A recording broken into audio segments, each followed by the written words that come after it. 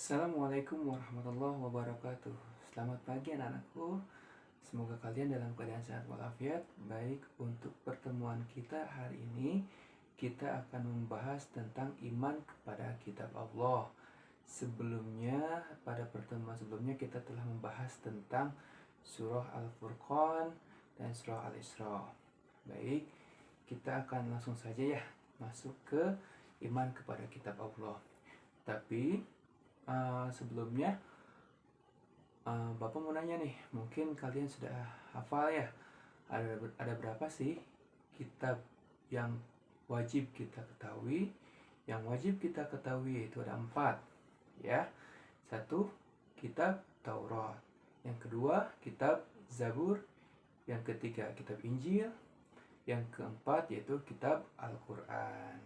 Baik, untuk memahami materi kita pada kesempatan kali ini, Bapak akan membacakan surah Al-Maidah ayat 16. A'udzu billahi minasy syaithanir rajim. Bismillahirrahmanirrahim. Yahdi bihillahu man ittaba'a ridwanahu subulas salam wa yukhrijuhum minaz zulumati ilan nur biidnihi wa yahdihim ila siratim mustaqim. Artinya, dengan kitab itulah Allah memberi petunjuk kepada orang yang mengikuti keriduannya ke jalan keselamatan. Dan dengan kitab itu pula Allah mengeluarkan orang itu dari gelap gulita kepada cahaya dengan izinnya dan menunjukkan ke jalan yang lurus. Jadi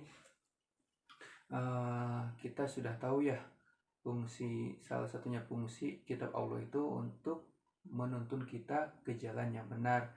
Coba bayangkan kalau misalkan kita tidak dituntun oleh Allah melalui kitab-kitabnya, kita akan berbuat semena-mena. Kita tidak tahu mana yang baik, mana yang benar, mana yang harus dilakukan, mana yang tidak harus dilakukan. Baik anak-anakku, kita akan membahas tapi satu persatu akan kita bahas. Pertama, kita akan membahas tentang kitab Taurat. Kitab Taurat itu diturunkan kepada Nabi apa sih? Nabi Musa. Nabi Musa ya. Diturunkannya pada abad ke-12 sebelum Masehi. Ya, kitab Taurat artinya syariat, ya. Pada saat itu Nabi Musa alaihissalam diutus oleh Allah Subhanahu wa taala untuk berdakwah kepada bangsa Bani Israel. Oleh karena itu, tepat sekali kalau kita meyakini bahwa kitab Taurat diperuntukkan sebagai pedoman dan petunjuk bagi kaum Bani Israel saat itu. Adapun bahasa yang digunakan dalam kitab Taurat adalah bahasa Ibrani. Jadi, yang perlu kalian ingat, kitab Taurat itu diturunkan kepada Nabi Musa, ya. Diturunkannya yaitu pada abad ke-12 sebelum Masehi dan menggunakan bahasa apa? Menggunakan bahasa Ibrani. Ya, salah satunya adalah yang tertuang dalam firman Allah. Jadi Allah pun menegaskan dalam Al-Qur'an. A'udzubillahi minasyaitonir rajim. Bismillahirrahmanirrahim. Walaqad ataina Musal kitaba la'allahum yahtadun. Artinya, dan sungguh kami telah anugerahi kepada Musa alaihissalam kitab Taurat agar mereka Bani Israel mendapat petunjuk. Ya, jadi ingat ya, pokok pertamanya yang tadi Bapak sudah sebutkan, kitab Taurat itu diturunkan kepada Nabi Musa pada abad ke-12 sebelum Masehi menggunakan bahasa Ibrani dan diperkuat juga dalam Al-Quran surat Al-Mu'minun ayat 49. Terus pokok-pokok yang ada di dalam kitab Taurat itu apa aja sih? Ya, adapun pokok-pokok ajaran yang ada dalam kitab Taurat yang diturunkan di Bukit Sinai tersebut adalah sebagai berikut. Nah, informasi lagi. Ya, kitab Taurat itu diturunkan di Bukit Sinai. Dan ada keterangan kalau kitab Taurat itu diturunkannya langsung. Ya, kalau misalkan Al-Qur'an kan berangsur-angsur. Kalau misalkan kitab Taurat itu langsung, ya. Pertama, perintah untuk mengesahkan Allah Subhanahu wa taala. 2, larangan menyembah patung atau berhala. Yang ketiga, larangan menyebut nama Allah Subhanahu wa taala dengan sia-sia. Yang keempat, perintah menyucikan hari Sabtu. Yang kelima, perintah menghormati kedua orang tua. Yang keenam, larangan membunuh sesama manusia. Yang ketujuh, larangan berbuat zina. Yang kedelapan, larangan mencuri. 9, larangan menjadi saksi palsu. Yang kesepuluh, larangan mengambil hak orang lain. Ya, untuk Bani Israel untuk sekarang itu kita ketahuinya sebagai bangsa Yahudi. Makanya bangsa Yahudi itu sangat menghormati hari Sabtu. Hari Sabtu itu merupakan hari suci untuk orang Yahudi. Kalau kita kan hari Jumat ya sebagai umat Muslim. Baik, yang kedua kita akan belajar tentang kitab Zabur. Ayo, kitab Zabur diturunkannya kepada Nabi apa? Nabi Daud, ya. Pada abad ke-10 sebelum Masehi. Jadi kitab Zabur itu diturunkan kepada Nabi Daud alaihissalam pada abad 10 sebelum Masehi. Ya. Kitab Zabur itu menggunakan bahasa apa sih? Menggunakan bahasa Kibti. Ya, kalau tadi kitab Taurat menggunakan bahasa Ibrani, kalau Zabur menggunakan bahasa Kibti. Ya, adapun kitab ini ditulis dengan bahasa Kibti. Firman Allah dan Allah pun menegaskan lagi di dalam Al-Qur'an surah Al-Isra ayat 55. Ya, kemarin kita sudah belajar tentang Al-Isra ayat 37 ya, tentang larangan sombong. Terus 27-nya tentang apa coba? Tentang larangan untuk hidup boros. Sekarang Al-Isra lagi ayat 55. Bismillahirrahmanirrahim. Wa rabbuka a'lamu biman fis samawati wal ard. Wa laqad faddalna ba'dhan nabiyyina 'ala ba'din wa atayna Dauda zabura. Artinya, dan Tuhanmu lebih mengetahui siapa yang di langit dan di bumi. Dan sungguh kami telah memberikan kelebihan kepada sebagian nabi-nabi atas sebagian yang lain. Dan kami berikan Zabur kepada Daud. Ya, kalau tadi kitab Taurat itu Al-Mu'minun ayat 49. Kalau kitab Zabur terdapat di surah Al-Isra ayat 55. Ya, kalau kitab Zabur itu biasanya ya tentang puji-pujian isinya. Tentang puji-pujian. Yang ketiga, kitab Injil. Oh, kitab Injil diturunkannya kepada Nabi apa? Kepada Nabi Isa alaihissalam. Pada abad keberapa? Abad ke-1 Masehi. Kalau tadi sebelum Masehi, Taurat 12 sebelum Masehi. Kalau misalkan Zabur 10 sebelum Masehi. Nah, ini kitab Injil diturunkan kepada Nabi Isa alaihissalam pada abad ke-1 Masehi. Kitab Injil ya menggunakan bahasa apa? Menggunakan bahasa Suryani. Ya, dan diturunkannya di daerah Yerusalem sama seperti kitab Zabur. Ya, kitab Zabur juga di daerah Yerusalem. Kitab Injil pun sama, diturunkannya di sekitar daerah Yerusalem. Seperti itu, makanya Yerusalem itu kota sucinya tiga penganut agama, satu Yahudi, Nasrani, dan Islam. Ya, Yerusalem itu dalam firman Allah SWT disebutkan di surat Maryam ayat 30. A'udzubillahi minasyaitonirrajim. Bismillahirrahmanirrahim. qala inni abdullah ataniyal kitaba wa ja'alani nabiyya. Artinya, dia Isa berkata, sesungguhnya aku hamba Allah. Dia memberiku kitab Injil dan dia menjadikan aku seorang nabi, ya. Dan sudah kita tahu kitab Injil ini diturunkan kepada kaum Nasrani, ya, kepada kaum Nasrani. Jadi kita mengakui bahwa Nabi Isa itu adalah seorang nabi, ya, seorang hamba Allah. Dan Nabi Isa juga insya Allah atas izin Allah, ya, akan turun lagi ke bumi. Karena sekarang itu Nabi Isa belum meninggal, anak-anakku, ya. Nanti insya Allah akan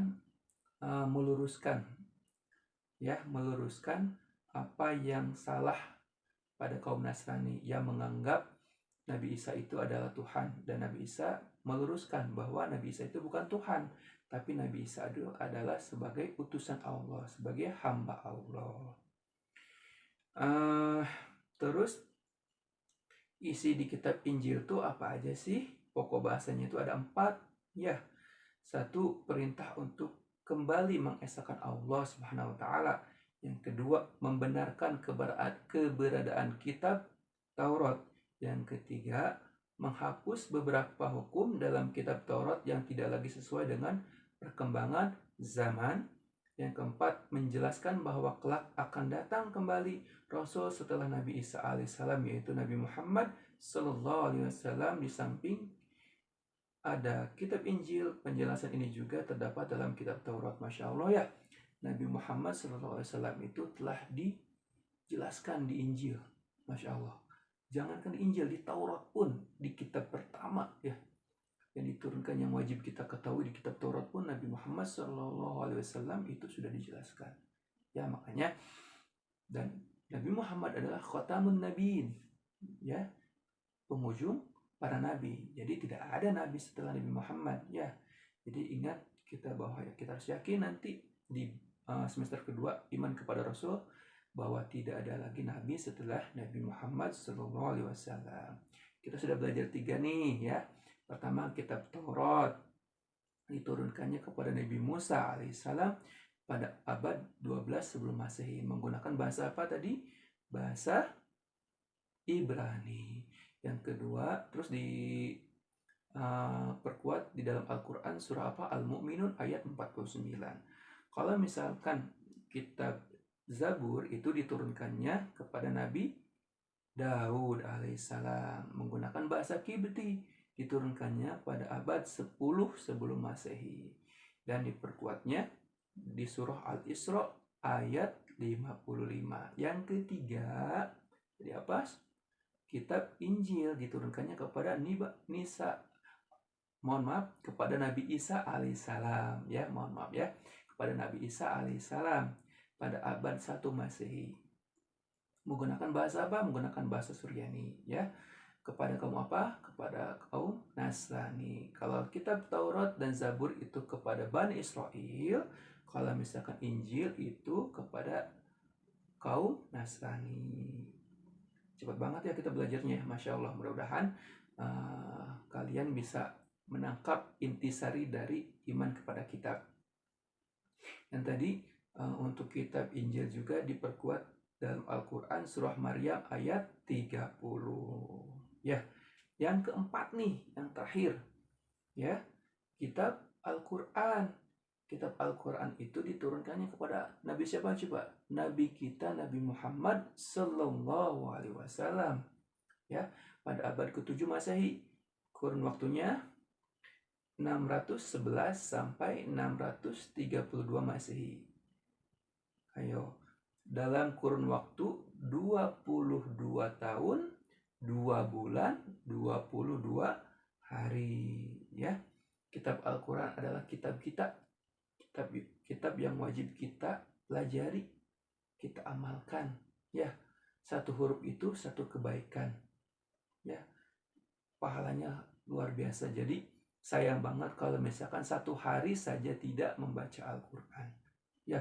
Kalau tidak bisa satu juz misalkan, ya, cuma 1 lembar aja nggak apa-apa. Yang penting kita ada usaha untuk membaca Al-Quran. Dan nanti insya Allah Barang siapa yang selalu membaca Al-Quran, nanti Al-Quran yang akan meminta syafaat kepada Allah untuk orang yang sering membacanya.